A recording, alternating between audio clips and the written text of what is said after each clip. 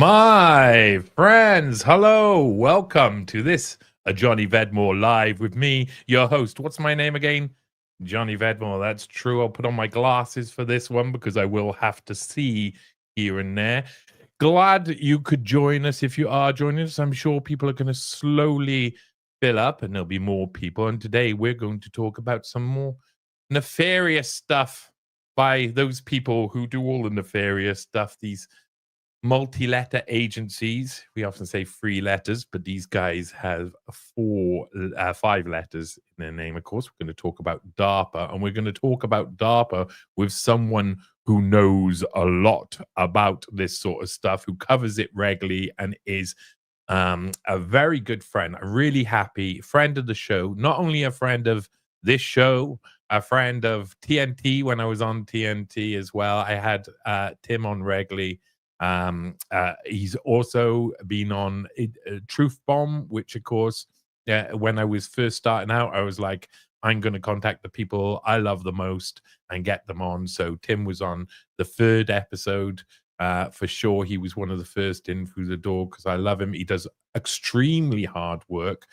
Before I start off, though, for the people who are just being introduced to Johnny Vedmore Lives. This is a lot looser than the Newspace podcast and Johnny Vedmore read-throughs and the News Hounds and, of course, Truth Bomb. But if you want to go see any of those, you can find me on all platforms. I upload to X, I upload to YouTube, I upload to Rumble.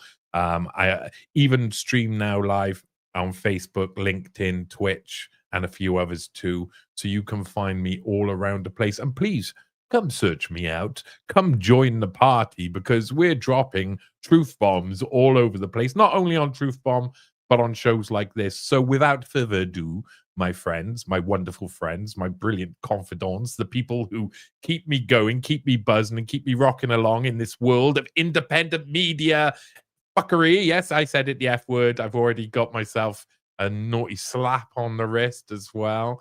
Look, some brilliant people already in the chat. Look, just to mention, I love this guy, Restitutor.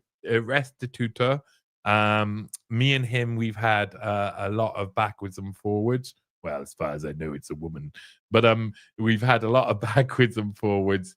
Amazing, says Big Tim Hinch. Indeed. And I trust Restituta, even though I can't say their name properly. And Sean Murphy over there watching us on Facebook sends love and fire. Without further ado, let's get the man himself up. Tim, how are you?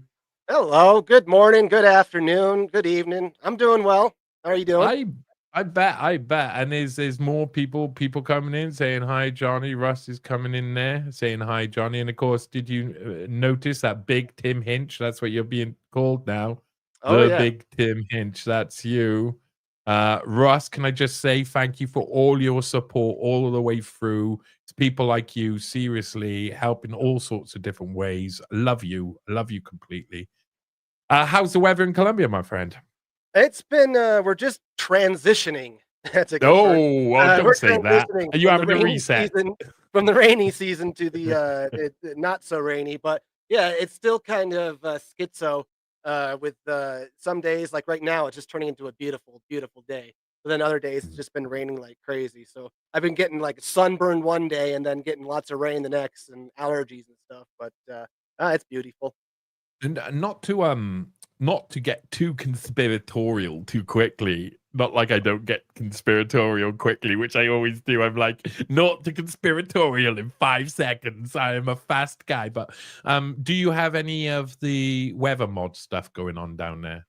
I knew you were gonna ask that. Just as I'm looking up at the clouds here. No, I don't see it. I've never heard it reported. The clouds here, it looks like we've got alto cumulus and just Mhm. cumulus, but not wispy cirrus, and I don't see any kind of chemtrails or conny trails or anything like that. So no, I don't think the weather's being manipulated. I do know that the World Mosquito Program is in Medellin, just 45 minutes away from here.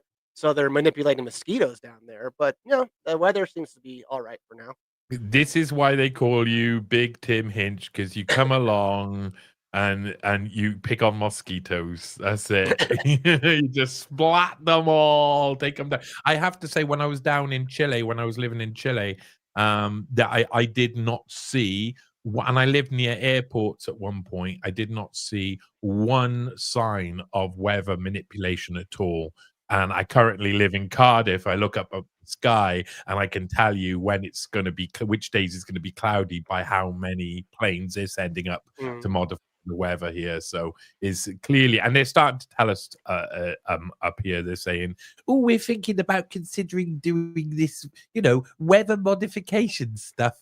And this is how it works. They say it's a conspiracy and it's a lie, and they poo-poo us and make us really bad. And then suddenly it's all normal and everybody does it. And why not? And don't worry about all of the when we turned you against your brothers and your sisters back then. No, believe us now. You Well, you can know what? believe it. I actually reported on that same program 2 years ago before when they first announced it. ARIA, your Advanced Research and Invention Agency, modeled after DARPA in the UK. Is 2 years ago, they put the thing out about actively cooling the Earth and weather modification, geoengineering. Yeah, so it's yeah, why I when I saw love the news you. come out, I was like, well, yeah. Oh, the news is now they're going forward with it because yeah, okay, 2 years ago I already wrote about it. Yeah, that's I say this to quite a lot of people. It's not actually that hard to see what's coming in the future. You just gotta listen and look at the right people who haven't got an agenda, who are looking to fill you in with the information. And it's one of the reasons why I like you, my friend. We have conversations, and what you do is you bring. I mean, very much we when we sit down and we write, we're very much different styles of Mm. journalism.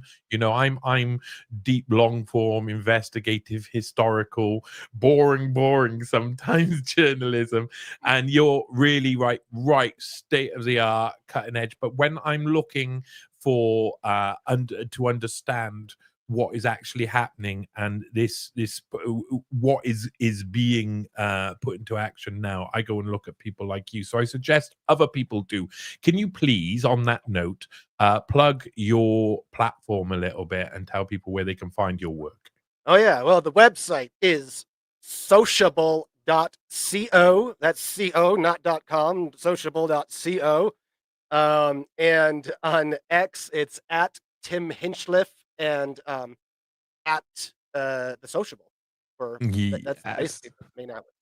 Yes. Yes, people will be able to find the links within the description, except of course if you're on Twitch or X, and they're kind of in the title-ish or in the post. Ruckus, the man Ruckus, who I mean we both know very well. He came he put us together on multiple times. He's the guy making the bookings. Back when I was on TNT, he was my main man, my producer, my beautiful Ruckus, who I love so much.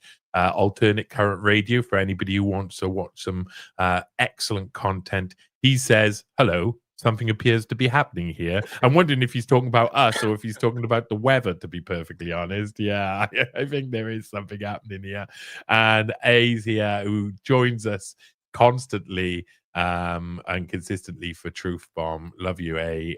Unfortunately, in the YouTube notes, I can never normally reply to A because you type in one letter and it doesn't actually come up with a handle. But I love the fact that you have just gone with one letter. That is brilliant. So today we're going to talk about something very particular. We're going to talk about one agency. How would you like to open up? What would you like to tell people to introduce them to why you were covering this topic?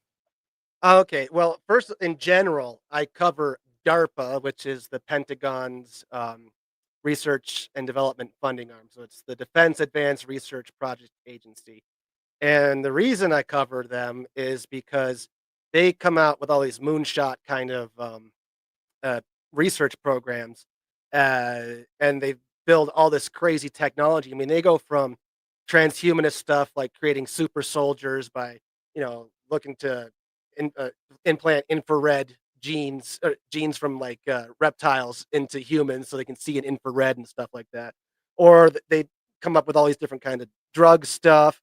They get into all different kinds of technologies, but a lot of it too is predicting, modeling, and predicting stuff, and kind of forecasting, trying to see the future. And it's becoming much more algorithmic, like militaristically algorithmic in its approaches. So they've got a bunch of research projects all the time, going back decades, decades, decades, decades. And just more recently, they've been looking into trying to figure out how to model, and predict human behavior on a massive collective. This this latest story that I just came across, that I wrote based on a request for information from DARPA, is right along with it. And so what they're doing is modeling disease outbreaks and then how to mitigate them. So it's like everything from COVID. They've got 5 years of a lot more data to use, and more advanced technological tools to use them. Indeed, and artificial intelligence and the increase of its capabilities is central to this, I would suppose. And as the amount of data they must have accrued during Hmm. COVID on how people, on the predictability of people, on behavioral insights, especially on psychology, on how to manipulate. Of course, I mean that's within the title of this. Manipulation is very much central to DARPA and to what they do anyway. They're looking at what we, and it is the same. We have many different organizations like this. They're looking for a way to control us and learn how to control us easier. So, give us a little bit of a rundown on this program. I'll pull up the article here as well. This is the article here. Let me just change a bit of screenage here so I can roll it down. It's on the sociable, it's called Why is DARPA Modeling Disease Outbreaks and Intervention Strategies while simultaneously looking to predict and manipulate collective human behavior? Perspective? So, what is your perspective? How do you start this off? Yeah, because I see this as more of a kind of a nudge thing, and manipulate human behavior. It is because you can manipulate people in nice and bad ways. You can incentivize, you can coerce, so you can use force, or you can use carrots and sticks. So that's kind of the manipulation going on there. But so this latest request for information from DARPA, it's not a full blown research program yet, but this is how they start off. They start off with a request for information. They put out a special notice later on, then they announce a program or whatever, and refine it. But as it stands, DARPA right now is looking to communities that are involved in academia, industry, corporations, and startups to develop what they say advanced capabilities that drive technical innovation and identify critical gaps in biosurveillance, diagnostics, and medical countermeasures. So there's a whole swath of things they're looking to simulate and model, kind of like with little switches and stuff like that. Like, does your program, or does your software, does your methodology, can you account for this many here? Or what if the threshold is here? Can we up this, lower this, tweak this somehow? And there's a whole list of what they're looking for. So I focus more on the kind of the responses and how they're actually going to put this out to the public and manipulate response. What they're going to do with us, but it's a lot more than that. So like what they're looking to do in modeling outbreaks is everything from like how the disease spreads, what's the fatality of said disease, what's who does it affect, what will there become variants, how does your model attribute and account for different variants, different um, dynamics in no de- demographics and things like that, transmissions rates and all that. So there's a whole list of things they put, and it's in the article too. But I highlighted it in highlights in yellow. The last cup three things that they're looking for in these models and simulations. They're looking from these people that they want to contribute to this program if it does become a program. One of them is fatality rate and immune status. So they ask, how are fatality rates and varying levels of population immunity natural or vaccine induced, incorporated into your simulations. And with that, I had to do a double take because at first I saw that and saw fatality rate and I saw vaccine induced. Like, are you actually saying that vaccines could cause fatalities? Or is that, or are you actually looking at like population immunity, whether No. that's natural or vaccine? No. Kind of ambiguous. No. They couldn't But be saying that, could they? But the big one for me was the intervention strategy, which makes me feel, and see with my own eyes that it's whatever comes around the next time, everything from the last 5 years is still on the table. But the thing is now we've got more data and we've got more ways to manipulate. So for the intervention strategies, they ask participants to detail the range of intervention strategies that can be modeled, including but not limited to vaccination campaigns, social distancing measures, quarantine protocols, treatments, and public health communication strategies.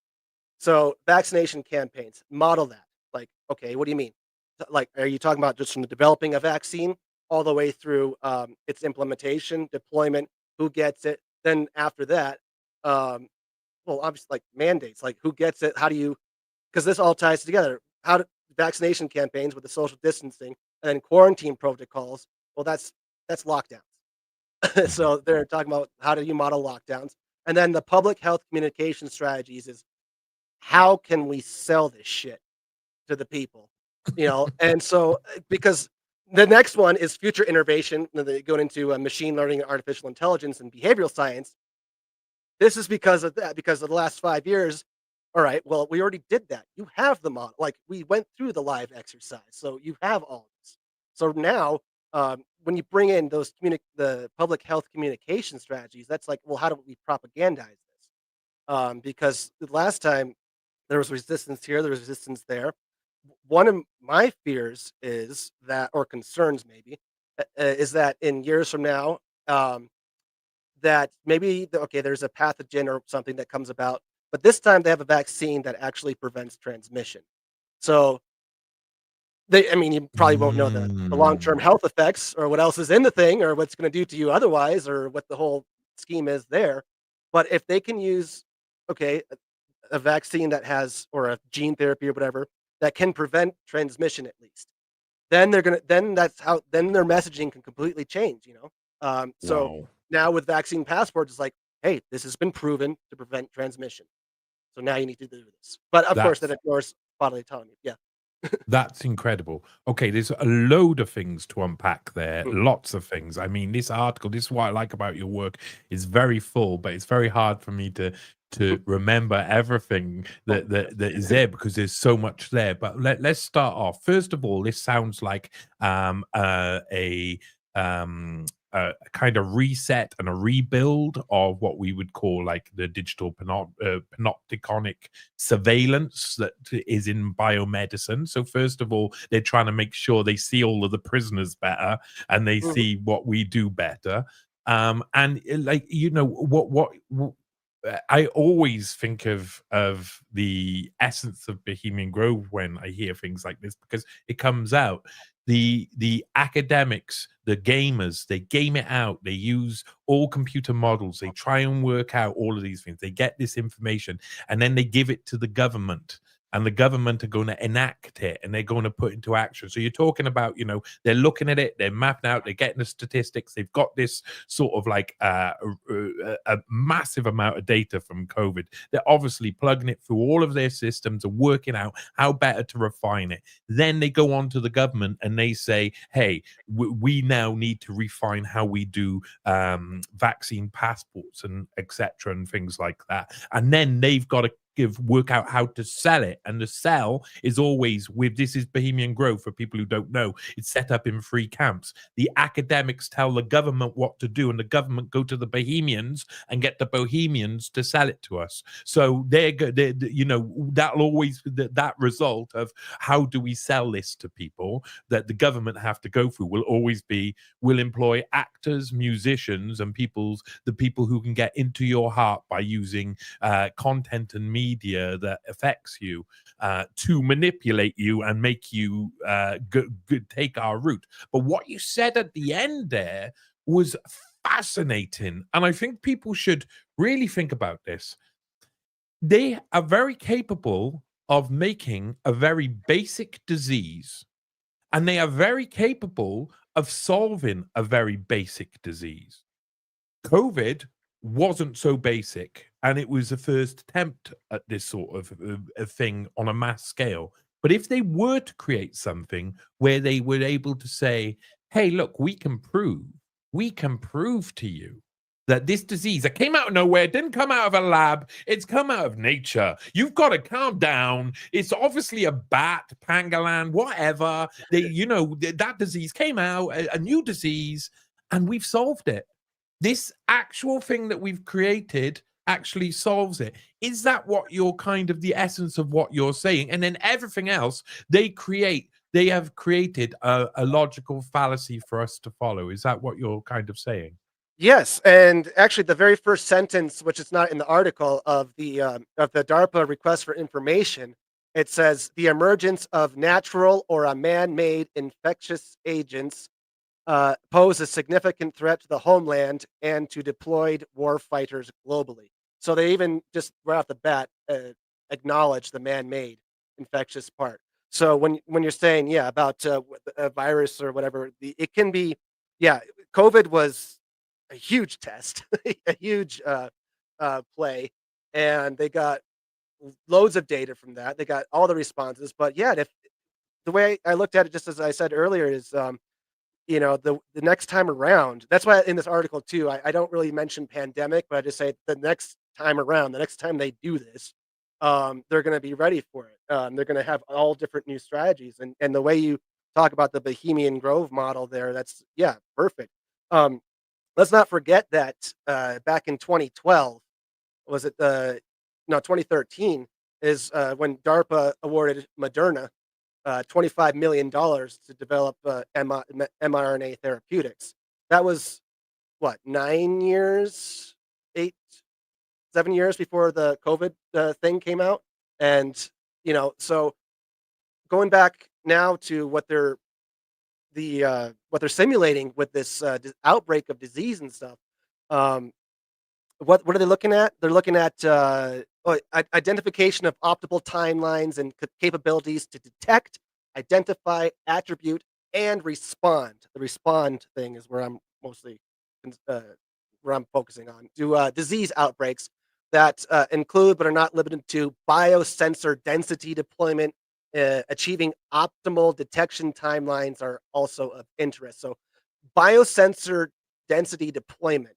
I mean, these things could be this could be something just like, monitoring wastewater and things to see where diseases are and stuff. But also these things can be, I don't know, tests, disease tests, COVID tests. It could be stuff that you wear, any monitoring of your own self. So when it gets into the behavioral nudge units, they're just going to go right into everything that worked, everything that didn't work, and then turn it around on you, because now for future innovations, what they want, it says to please describe any novel technical approaches or applications of diverse technical fields such as machine learning, artificial intelligence, complex complex systems theory, and behavioral science that you believe would significantly enhance the state of the art capabilities in this field or simulation of biological systems holistically. Um, That's so yeah, extraordinary. so the That mach- is, yeah, go on. the machine learning and the AI. I mean, we've already had it for the past few years, but it's getting exponentially better. And like you Mhm. said, as we mentioned, that we've got 5 years of more data of how people responded, everything that's on social media, everything that's been published in scientific and medical journals, everything that governments have put out, everything that they've retracted. All of this is going into these systems, and that's where it ties into why, uh, for me, what is more important is with the other DARPA programs about predicting collective human behavior and doing that. Because, well, yeah, I can get into something just, what was it, last month? No, in April. Mhm. DARPA launched a program called Magix. Okay, With but this is Magic's arc. Before we get onto this, I want to. I mean, like I say, with this is there's a lot to unpack. There is a lot to unpack there. Um, for people who don't know, I'm going to give people a quick couple of minutes rundown on something. In 2007, 8, a book came out called Nudge, which was really it was by Richard Thaler and Cass Sunstein, and it was looking at behavioral insights. It was creating basically a form of behavioral psychology which was as manipulative as what the CIA would use against people in the past, but was kind of like, acceptable and able to put into government. And Obama and Cameron, in America and Britain, respectively, embraced what was called nudge theory, the behavioral insight teams. They actually incorporated them. In Britain, the British Behavioral Insight Unit was the first time there was ever a Westminster company that was half private. Never that happened before. It was Parliament that never had that sort of crossover. It was a very weird relationship, and eventually they kind of severed it in only slightly, but they kept them as a basic. They went private in about 2013-14. The nudge units became like more private entities to distance themselves from government.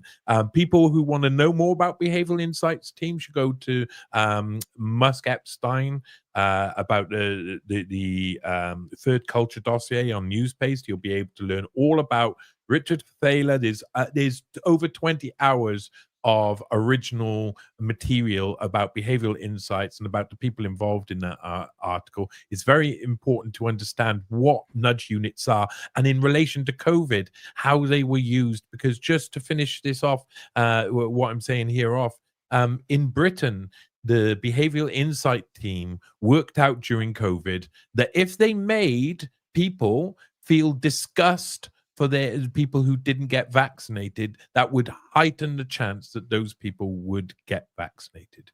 So the other people would get vaccinated. Disgust between creating disgust was one of the tools they use. Behavioral insights get progressively worse. You open Pandora's box and the top layer seems innocuous and doesn't like it's not going to harm you, but what lies underneath destroys society as a whole. It completely and utterly turns brother against brother, turns family against each other, and is exactly what we've seen deployed during the pandemic. And we all should be aware of what behavioral insights are. But let's go on to Magic's arc. I think that's you've also written about this. So tell us a little bit about what this is. Yeah, just to go what you said on about turning people like othering them, making people feel disgust for that. That's a powerful uh, tool. I mean, it came from governments. It came from a lot from the media. If you go back and look at all those articles that came out, like, no, if you're not vaccinated, you can't come over to my place. We're not friends anymore. I had to shut out my family because of this. Just complete paid propaganda and meant to divide us all, and it was disgusting. It was disgusting behavior. But yeah, that's still on the table as well. So, magics. So ARC stands for that's an advanced research concept, which is the DARPA always has their RFIs, request for information, advanced research concept, SN, special notice. So they have all these little things, and then they all get turned into full blown research, fully funded research programs. But this one, Magics, it's called methodological advancements for generalizable insights into complex systems. Now, when I see this stuff, this always is on sam.gov. This is where the contracts are. You just type in DARPA or IARPA, whatever you want to find, and it comes up, and they just give you like the title Mhm. of the name I'm of the with you. program, but you don't really get a sense of what it is until you actually have to click on it, and then you actually have to download the document because they don't really have the full thing online, for you to read right there on the web page. So yeah, I download these things all the time, and so what this program does is it seeks new methods and paradigms for modeling collective human behavior. That's a direct quote. Um, Now, a lot of times DARPA says the stuff is about predicting the behavior, or it's meant to be used on adversaries, which is it's a word they use all the time, which they don't really define as being domestic or foreign or like a terrorist or a homegrown extremist or whatever. But this Magix program talks about modeling human systems along with anticipating, predicting, understanding, and forecasting collective human behavior and complex social phenomenon derived from socio-technical data sets. So when I saw that the for the modeling of the disease outbreaks and looking at all the data and looking at behavioral sciences, um, I've already been reporting on this what DARPA's been doing with this stuff. So to me, those just clicked because a lot of times DARPA programs they interweave, they stack on one another. It's especially true when it comes to their soldiers, like when it comes to therapeutics, when it comes to transhumanism, creating super soldiers, and with brain computer interfaces, with merging machines with humans. A lot of these programs piggyback on one another. They don't say that specifically about this magics or this pandemic or this disease outbreak simulation. But for me, it's like, okay, you're already trying to find out, you're trying to simulate collective human behavior and anticipate it. And why do you do that? So you can manipulate and change it. And now you're going and trying to model and simulate disease outbreaks. Okay. So this Magix one, that was announced in April, just a couple months ago. Um, Mm. in December, there was another one, uh, Theory of Mind, which was a special notice they put out. That later did become a full blown program called Callisti. So when I first reported on Theory of Mind, that was pretty cool. And then, yeah, Callisti is a oh, the dog just came up. Callisti, that's an interesting one because that's in Greek mythology. Callisti, that means to the fairest or to the most beautiful, and that has to do with the myth of the apple of discord, which I I wrote about in another story on Callisti and try to tie some parallels there. But the Callisti theory of mind one, the goal of that one, which was launched, it was first announced in last December, was to develop new capabilities to enable national security decision makers to optimize strategies for deterring or incentivizing actions by adversaries. And the goal is to develop an algorithmic theory of mind to to model adversary situational awareness and predict future behavior. Um, Wow. so one of these programs just go one into another. They're pretty vague on some of the things, especially like who do you define as an adversary. Um, but the whole thing is, yeah, predict behavior in order to influence it, which is manipulation. And ties right back into yeah the disease simulation. So yeah, it's multi pronged. Yeah, it's totally extraordinary, but in the same way it's extraordinary, we know that it's been happening and they've been rolling towards this. I try and tell people you don't realize how much AI is going to impact the exponential rate of growth in this sort of behavior. I mean, if we want behavioral insights, maybe we should have a behavioral insights team that's looking at government, and understanding how government themselves manipulate, analyzing that from another point of view. There's a couple. Alan had a question. Alan, who's a brilliant lady, asked him about Petro's new yellow fever vaccine he's pushing here in Colombia. Is this true? What's going on? Yeah, that's all over. That's been all over the news. There was an outbreak here. They call it. Last I saw, like a month ago, like maybe 14 people died of yellow fever. Um, where I'm up in the mountains, like away from mosquitoes and all that. So I think it's like for certain areas to go to that they're encouraging that uptake. I don't like it. I mean, when I went to Africa, when I was a reporter for the Ghanaian Chronicle back in 2012, I took the yellow fever vaccine in order to get there. That's before I knew anything about this kind of stuff. Mhm. So I had to get a yellow card for the they call it the Yellow the, card. well, yeah, so yeah, when Yeah. that shows the thing, and, apparently, like, I saw that when they said I just recently read, though, like, they told me in the beginning that the yellow fever shot, it expires after 10 years, so mine would be expired by now. But Mhm. then that they're saying that, "No, actually, it's good for the longest time," so if you already if luck I still kept that yellow card, so if I wanna go to these regions, Yeah, I'd be alright with you've that. got the goods, but by that time Yeah, they'll demand more, more right, and but more. They'll demand blood from but us. there is Yes. something, my grandfather More blood. was in the army way back, like, my grandfather was born in 1909 or something like that. Mhm. He passed away in the '80s, but he was part of in the 1940s or 1950s, there was a batch of yellow fever vaccines that was, contaminated, and, Mhm. like, almost his entire unit was killed. He got really sick, but he didn't die, but he had some kind of, depression and guilt from, like, survivor's guilt from that for a long Wow. time because I'm gonna that be was a thinking huge about that. scandal that had the yellow fever, thing, shot. I mean, it was contaminated with some other kind of thing, but, um, yeah, I don't know. I don't, with Petro, you're pushing it. I mean, Petro's he's a president, Gustavo Petro here in Colombia, and, he's a complete Marxist, socialist, um I don't like him. And, my president and him don't get along as well, so I don't know. I don't like the push for vaccines on anyone.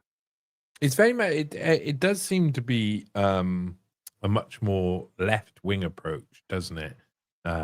Things like this. I suppose each side if we had a left wing digital panopticon and a right wing digital panopticon, they'd vary slightly, but in important ways. And I always feel that the left is obsessed with matter and changing matter, and the right is obsessed with changing esoteric or looking at esoteric thinking and changing thinking. So one is like Mhm. changing belief, and one is like changing matter eh, what do you think? What do you think is it when you say he's Marxist and stuff? In South America, do you get anything apart from the extremes? Not really. Mm, Because, I mean, well, in politics, it's been historically before Petro. I think he's the first leftist, president we've had in since I mean, the Constitution here has been rewritten a few times, but, I think since the last what was it, La Violencia, which, like, I don't know, from the '40s and '50s, I don't know when was the last time they changed the Constitution. Um, the person in the chat might know. She lives here as well. Uh, Ellen. but, yeah, Ellen, yeah, I love her. Always love, chatting with her. Um but, yeah, it's historically all been right wing, and so that's why we've had, like, a 53-year civil war. They're always with Marxist guerrillas, the FARC, the ELN. Who was the I don't remember the name of the guerrilla group, the guerrilla group that, Petro was from. It's I always Mm. thought it was not an MS-13, not that. It was I forget the name of it, but yeah, he was a guerrilla, a rebel leader as well. The only They called ones we ever got told over here were FARC rebels and stuff. uh Well, they've all been fighting the government. The government's been fighting them. Then the narco state gets set up. Then the paramilitaries come in, which are worse than the drug dealers. They're worse than the rebels. Then the government is worse than them. So it just the human rights atrocities has been going on forever. So, um, yeah. So to go back to your question, it's historically been like for presidents very right wing. Then once they get the left wing in power, then I don't like politicians either way. All I know is right now Yeah. things are way more expensive than before. The president from before, Duque, Ivan Duque, the previous one, he started cracking down a lot of marijuana stuff. I didn't like that. Ooh. Yeah, so Yeah, they don't you yeah, don't get my vote for that, I yeah. tell So you. I mean, that was the only thing I felt, and well, Yeah, he was the one yeah. that had put us all in lockdown and stuff. But I yeah, have to that's admit, about it. just on a side note, that when I do meet people who don't like marijuana, it's really rare and nowadays, but it's really easy to change their mind very quickly. I find it's very. I think people are much softer in my part of the neck of the woods about this sort of stuff nowadays. and they've started to. Let's go across to the chat. There's a few things because Ellen said earlier there are no more medical journals because that allows debate. Now they now use preprint. There's fair point. And YC Nevergoon 33 Nevergoon. Never forget, nevering all over the place. Never forget Mm. that the last thing to come out of Pandora's box was hope. Very true. Well, yeah, a response to I mean, what did we see after COVID, if not a load of attempt for the truth to come out, some manipulation of the truth, but a dose of hope as well that we and I'm always, I'm very hopeful that the technocracy will rise and then fall very quickly, that people will see there'll be certain cases that will limit how we use technology so that humans always remain in control. And once people realize what this Barbara Marx Hubbard type of world of the future that they're looking at looks like, they'd be like, oh no, I don't think I want any of that, mate. No, I'd prefer not. I prefer to go down the pub and have a game of pool. Debbie Tapner 7 said, good afternoon. Very much. Good afternoon. Yes, hello to you. And A says, all that's left is DARPA turned on Americans and needs Gitmo and a long public trial. Traitor unmasked. Traitors wake up. Yes, indeed. Helen's saying yes. I'm checking.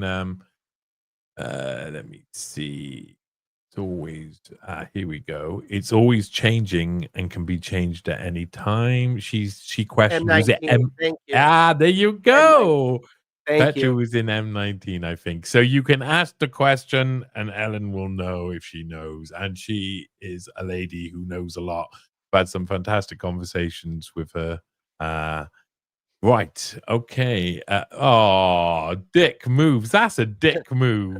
Saying Mary, I'm not going to say that word either because Well, that that'll just get you shows pulled. one size fits all. It's not a solution for everyone. So yeah, No, it's not a whether it's a solution for pandemic, whether it's everyone. yeah, exactly. That can be But give applied me a very broad. blunt and a cake, and I'll be a happy man. There you go. That's fine. That's fine. I probably I have to say that the if I get more drunk than I do smoke weed, then I'm better at pool. That's all that matters. Mm. If I want to be good at pool, I just got to get drunker.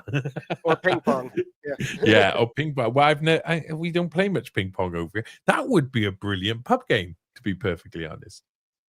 Right. So I showed another article over here, which was about the Magic's arc. And this you wrote. How long ago did you write this one? April 8th. So this is April. And it's called "How Many Applications Could Be Derived from DARPA's Pre-Crime Technology That Seeks to Understand and Predict Human Behavior on Collective Scale." Do you think that all of our future is now about them predicting our behavior, modeling it, so AI and feeding AI with that information, so that basically eventually it is just computers telling us what to do? Well, yeah, it's been that way for quite a while. Well, that's been the goal. Ever since they said data is the new oil or whatever, that's the whole purpose of data. Why do companies want data? Why do governments want data? It's to, well, what they say is to provide you with better quality services. Uh, okay. But in order to do that, they have to know everything about you. And that gets into like Yuval Noah Harari's the hackable humans thing. Once someone knows everything about you better than so that they know you better than yourself, then you can be nudged and manipulated in all sorts of ways, pre-consciously as well. So yeah, when you look at the applications, like the sky's the limit. How could a government use this? I look at the pandemic stuff, lockdown stuff, the propaganda there, but uh, corporations as well, insurance companies. That's one that always pops into my mind. Like if they know everything about you better than yourself, then maybe they'll know that, hey, you know what? The way you're going, all our models predict that in 2 years you're going to develop this type of cancer. You don't have it yet, but we're going to deny you coverage now. Like so, or with how just whatever. They have to know everything about you. That gets into the most intimate details of your life. So, um, yeah, that's where I'm concerned. Yeah, and then of course, this was another one from December 2024, December Mhm. 17th. DARPA seeks an algorithmic theory of mind to predict, manipulate future behaviors. I take it this is the same. There's multiple programs being Yeah. headed up by DARPA. Nearly all of it is about behavior manipulation. Yes. And so I even tie back to one of their programs from 2002, Total Information Awareness (TIA). Yeah, the famous total information awareness. Yeah, Go yeah. on. So I mean, they're doing this for decades. This is just big. That was for terrorism stuff, Big Brother stuff for terrorism and Patriot Act stuff. um, which everybody, from the ACLU said it was the closest thing to a true Big Brother that has ever been seriously contemplated in the U.S. I mean, this was over 20 years ago. Um, and the total information awareness was to develop data mining or knowledge discovery that would sort through the mass amounts of information to find patterns and associations. Well, yeah, nowadays we've got all the technology to do that. So, not just human analysts, but just run it through the system and boom, that's everything about you. I mean, gosh, what's going on now? Was it? I don't know if it was an executive order that Trump just put it out, or it's in that big beautiful bill or whatever. But there's a section somewhere that says, that whatever AI they're going out for the next 10 years, you're not allowed to regulate it or something. You're supposed to just let the government go ahead and do this thing because we need to. And then it's also the data sharing across government organizations. So no more data is being siloed in this agency or this department or everything. Now it's all being flown. It's going to flow between them all. So like the DMV, the motor vehicle is going to be connected to the human health services, going to be connected to whatever. That's like all the stuff I've been warning about with digital ID. But this is like a massive government scale, like. I'm gonna press the button. You want me to Yep. press the button? That we penetrate the cabinets. You know that sound. You know that sound. Truth bomb, I Klaus can Schwab. Yeah, okay. Yeah, baby, you get a point. Well done. And this is heading towards allowing them to implement uh, all of their nefarious plans, all of their free letter solutions to all of our problems. I mean, what do you see happening? Just before I ask you that question, because I want to give you some perspective on that before I'd say Dick Move said it's true. I get very depressed. You can't if you get depressed, you get depressed. You don't look depressed on that, but you do look on that picture. If that's a picture of you, you do look like the type of person who could get depressed. So stay away from things that get you depressed. Danielle Ashley says Elon Musk is using our data on Twitter to train his AI. That is so true. There's even more than that. I think I think there's something X is going to be something which is a clever government tool. I've been watching this like certain style of AI interactions on here on X recently, and some of it is really worrying. Some of it's very clever, and it's being pushed out there. This is something that's very important to him. YC Nevergoon 33 replying to Ellen said, "Not sad at all. Funny to look at Roman POV on hope being bad, counteract misanthrope psyops when you know why the opposing point of view scares the 1% of 1%. That's a hard sentence to understand. There you go. But Knowledge is and power. yes, indeed it is. Danielle Ashley says, you guys are spot on. Thank you. Of course, he's just had his intestines taken out by the guys on the rack after being stretched a load and having his elbows and knees almost pop out, and he shouted freedom like a William Wallace. And then Debbie says, Johnny, should the magic C's be replaced with Crowley's K's? Yeah, probably. We need to stop calling cybernetics AI, dead end term. Look into the Macy conference if you're into CS. Well, I'm interested in cybernetics as in information theory. I'm trying to understand that, and I've been trying to understand that since the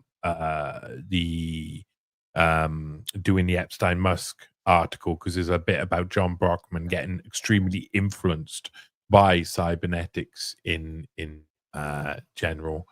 And yeah, we can so let's look at the future, because I find that lots of people tend to look at the here and now, look at what they're doing, and then is the future over there? Is it bright? Is it bright? Pretty clouds. It's everywhere. 360 degrees future. That's not so bad. Um, so people tend to look at the here and now and look at the past, but we very rarely go to predict the future.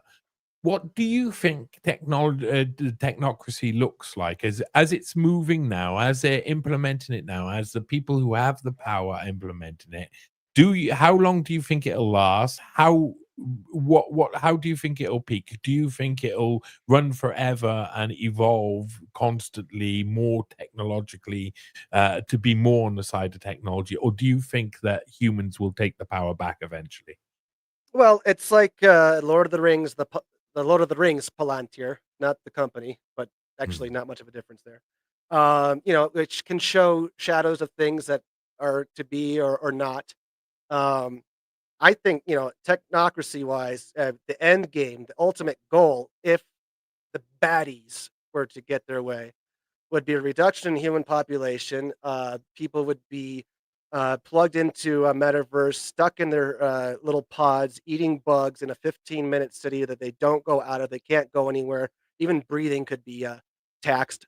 Um, and just to keep everyone under control while they control nature and going out and do whatever they want, and enjoy the woods, enjoy skiing and what else they do, and doing things to harmful things to little people, and um, as really esoteric or satanic stuff, getting into some ugh. That's total control, social credit system. You just become a useless eater or something. That's what I think they want. Um, but there can be surprises. Well, I mean, I don't believe it's for a second it's going to go that. It's actually going to come to that because there's just too many of us. And I think we're waking up, and I think we're smart. But just like the invention of the internet was something that it came out of DARPA. It's supposed to be for military use and communications and stuff. But that opened up what we're doing right now. Like all this information sharing. This is what's killing mainstream corporate and state-run media. Even though they're still hugely influential, yes. Um, but just information sharing is kind of just, I mean, they're dying. Like no one believes them anymore, except for some diehard loonies. So I see the brighter side is just that we all wake up and are aware, just being aware of the constant BS, and in predicting the future is just looking in the now, just this basic pattern recognition, like we're doing right now. Look at this one program. Look at what they're actually saying. They're telling us exactly what they're doing and what they're planning on doing. So and they've done this before, and it turned out to be that way. And it's so look at what they're saying, believe them, like their intentions at least, see the patterns, and then intervene. My intervention here is just talking about it, and refusing to participate in these things. Um, so yeah, I mean the future's bright. The hope in Pandora, yeah, that's why I'm here. There's I've got tons of hope. It's the essence of information theory, really. What you're doing is trying to communicate as much as possible, and in response, you'll get a conversation, and that leads us somewhere.